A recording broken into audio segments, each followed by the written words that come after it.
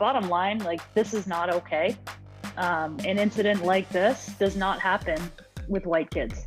I personally, I reject it all. I don't want to see it anymore. And I think we have an opportunity and a responsibility as a hockey community to reject it together. Welcome to Hockey Culture, everyone. This is the place where we try to change the culture of hockey, one interview at a time. And I'm Anson Carter, and today we've got two very special guests. We have two of my teammates in the Players Inclusion Committee, Olympic champion Meghan Duggan and Stanley Cup champion Jamal Mayers.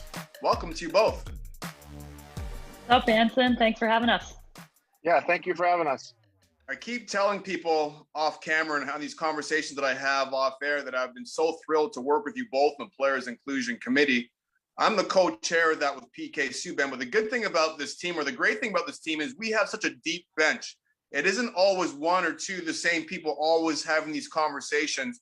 We have so many brilliant people like both of you that are able to step up at different times, like in a hockey team. You're not always going to have, your first line going, your fourth line going. You have other players stepping up at different times. That's the key to success. And I thought both of you have done a tremendous job so far this week in response to Daunte Wright. And Jeremy, I want to start with you. I heard some of your comments on NHL radio, and I want to understand why you're so passionate. I mean, I know why you're so passionate about it, but please tell our viewers that are watching Hockey Culture why you're so passionate about what happened once again in this country. Well, there's just so many layers around it, Anson, as you're certainly aware. But the reality is that there's two different forms of justice. And, young Black people keep getting killed and nothing's changing.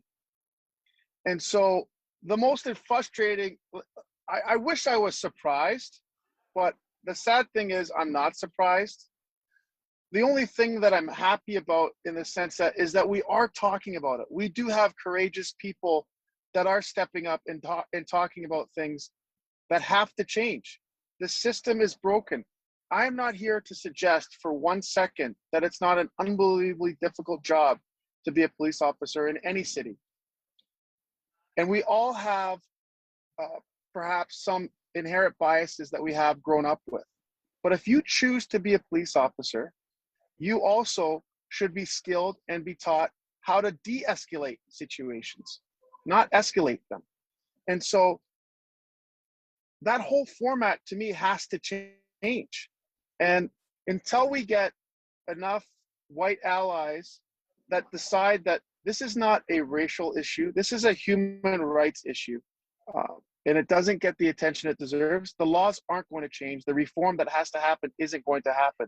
My hope is that we're there. I thought we were there a year ago, but things have to change. Great points, Jammer. And Meghan, Jammer just talked about allyship. In our group text that we have on the PIC, you're the first person to virtually, you want to call it, raise your hand and say, hey, I know this is an NHL thing, but I want to have my voice, lend my voice to this conversation, because I know one of the frustrations that Jammer's had was trying to talk to NHL players, and a lot of guys were hesitant to have these conversations because they didn't want to trip over their words. But with you, Meghan, there is no hesitation whatsoever. And I think that's part of the reason why you wore the C for Team USA, because captains have to step up in times like these. And why do you think it was so important to step up and lend your voice to this conversation also? Yeah, Anson, I mean, you're right. There is no hesitation. There's zero hesitation from me. I think, bottom line, like, this is not okay. An incident like this does not happen with white kids. I personally, I reject it all. I don't want to see it anymore. And I think we have an opportunity and a responsibility as a hockey community to reject it together and to speak out together and amplify our disgust and our disappointment and our allyship. The only way this is going to stop happening, this unnecessary and excessive force, is when we as a group use our platform and expect and demand change and accountability. And as Jamal said, I mean, we cannot make this just a BIPOC community fight, right? Change is not going to happen if the BIPOC community members are the only ones that say this is not okay. And allyship is important to me in many, many levels. You know, as a woman, I love male allies, right? As a member of the LGBTQ plus community, I need straight allies, right? And I want to be an ally to the BIPOC community. And I want to reject this, and I want people to know it, and continue, like I said, to speak out and amplify how we feel about it, and how we're going to make a change together.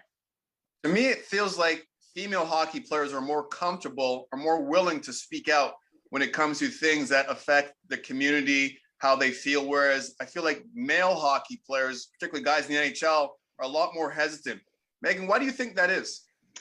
You know, I don't know exactly why that is. I think on the women's side, it's part of our DNA, and it's been our entire it's been my entire career to fight for gender equality and to fight for a space in a male-dominated sport. So that could add to it, but I think, you know, I think the time is now for all of us to just put that all behind us. Like this show's about hockey culture, right? And there's a lot of great things about hockey culture that we love and cherish, but there's a lot of things about hockey culture that have to change. You know, that quiet, I'm not going to say anything when there's issues mindset. Like we need to change that. And I've certainly learned a lot about that through my career, and kind of grown and matured in that space a little bit over the years. And I just think continuing to have conversations like this, creating a space where people can talk and share and you know, voice their opinions, and put a little, you know, cultural pressure on everyone to make these types of changes is going to lead to more people speaking out. So I really hope that we have more you know, white male allies in the NHL step up and start speaking out about these types of issues and these injustices, because it's so important, and it's the only way we're going to see this systemic change that we want to see. We just recently presented the Executive Inclusion Council, which is co-chaired by Kim Pegula, owner of Buffalo Sabres, and Commissioner Gary Bettman. And it's that council has all team presidents and team owners. They oversee our subcommittee underneath it. And recently, Jammer, you presented part of the subcommittee's findings on education and training. How would that apply to hockey? But more importantly, how does education and training apply to the real world? Because I really believe if that officer, who I thought was a rookie initially, had the proper training and education in place, she wouldn't have acted that way. She wouldn't have thought that this black male was a threat, an unarmed black male was a threat, and talked to somebody at NYPD, good friends, whether the Internal Affairs Bureau or sergeants there, and they said, Anson, there's a difference in weight between a taser and a gun. Like, we're disappointed. Like, that officer should have known better. So, Jammer, how does education and training help try to correct this thing that just happened just now, and also make sure that this stuff doesn't happen again in the real world, but also within the hockey community? Yeah, well, firstly, within the hockey community, I think that training and education, I think we'll end up finding out we have more allies than we thought. I think there are a lot of players that are afraid of that would be allies, but right now they don't have the training. They don't want to trip on their words. They don't want to say the wrong thing. And they're kind of stuck in a place where they feel almost like they should, but they're not doing it. And I think the education piece, the understanding piece that we want to present to all players will empower them with the correct information, the correct terminology, and a clear and concise understanding, so that if they so choose to participate and stand up, that at least they're armed with the appropriate information. And I think it's incumbent upon the league to step up, and they completely agreed. You think about when we presented, they were completely on board, and that's what I'm excited about, the fact that they are recognizing that the changes have to be made, that they do recognize that the education and training has to happen to empower more allyship. And when you speak about on the other end of the police officers, well, everything has to be rewritten. You know, at the end of the day, there's bias that's entering these situations. And the argument where people say, well, why did he attempt to run away? I don't know. We'll never know the answer to that. Maybe he thought, you know what? I'm going to go to jail for 10, 12 years. The walls are closing in on him, but you shouldn't die because of that. And so, yes, you should probably go to jail because of that, trying to get away. You're getting arrested. Most of us would just stop and not move and be arrested. I don't know the answer to that. And that is no excuse for being killed.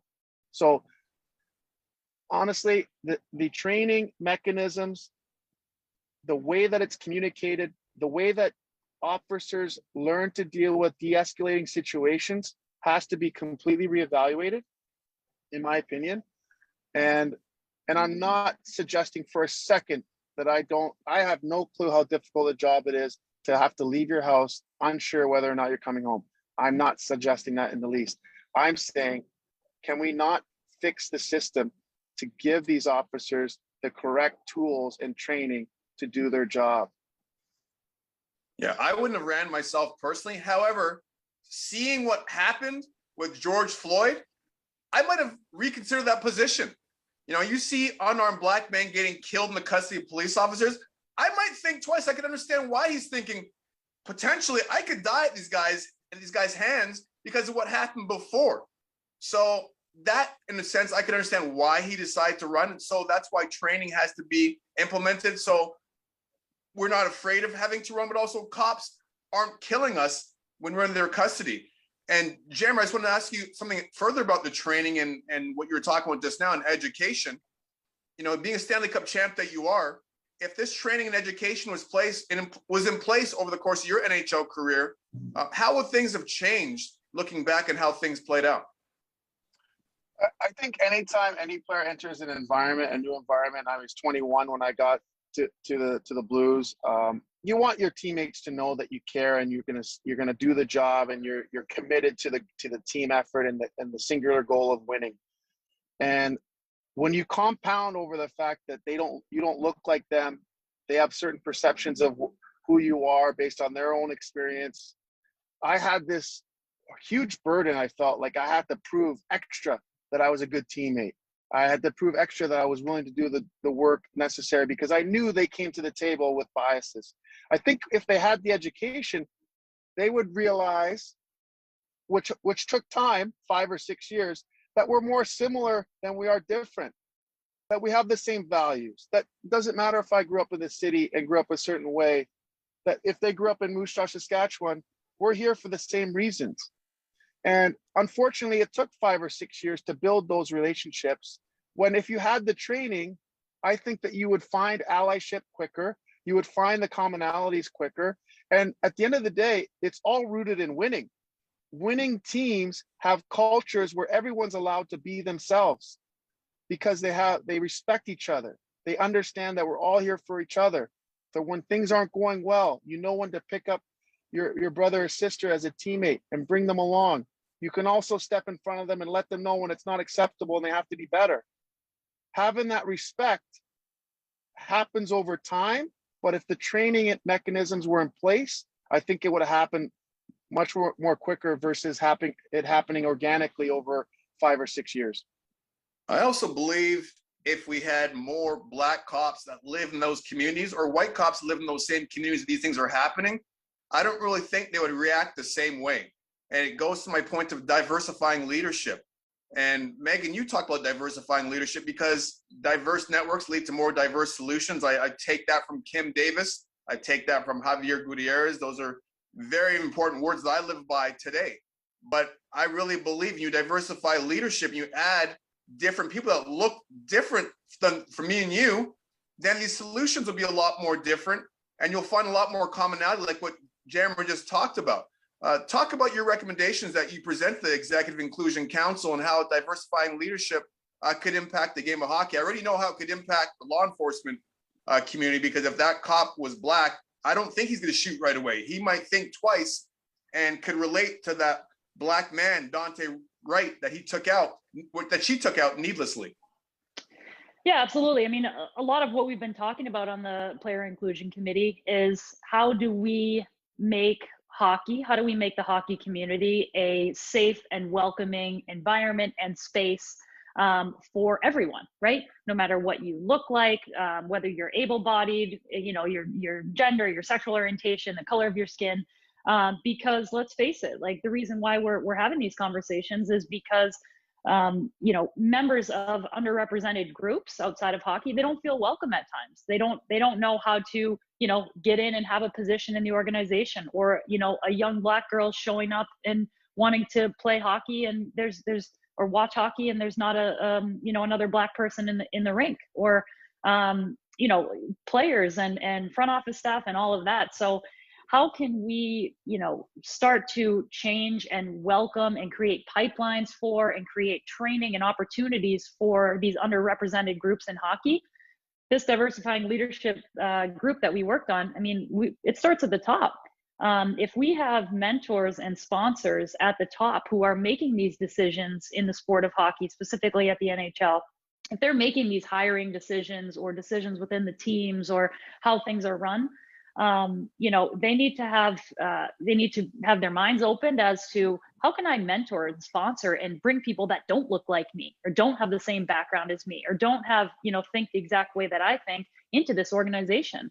And so, to Jamal's point, that's a winning proposition, right? If you look around a room and you have a bunch of people that don't look the same, don't think the same, don't come from the same places, what an unbelievable group to bring together, right? The diversity of thought, the diversity of perspective, of experiences, that's a winning group right there. So a lot of the work that we're trying to do is to make hockey more welcome and opening to people of different backgrounds and different groups, and create pipelines for people that can't find those positions or can't get in or have been turned away, to be able to get in where they deserve. And I think, it's been an excellent group to be a part of. And like you talked about earlier, some of the recommendations that we've presented have been received well. And I look forward to continuing to watch them roll out and to watch hockey, transform into the sport that we all want it to be in the future. Yeah, you're right. Go ahead, Jammer. Sorry, just piggybacking off of what Meghan was saying, part of what we also presented, Anson, as you're certainly well aware, but I want your viewers to know, is the fact that, I believe we do have mentors out there, that potential mentors, but educating them on why it's necessary to mentor people that don't necessarily look like them or come from the same place as them, why it's important, I think will give them the proper information and perspective and understanding on why it's necessary as they embark on those challenges. Yeah, we've been fortunate to have tremendous mentors for our Players Inclusion Committee: Kim Davis, Bill Daly, Matthew Schneider from the NHLPA. Bill Daly is the Deputy Commissioner in NHL. Ben Orbach has been unbelievable. Melissa, who works with Kim Davis hand in hand in her group. We also had Blake Bolden, who presented. She's not here with us talking today, but she presented player engagement and advocacy. And we're pretty intentional with the way we put this group together, who we had presenting.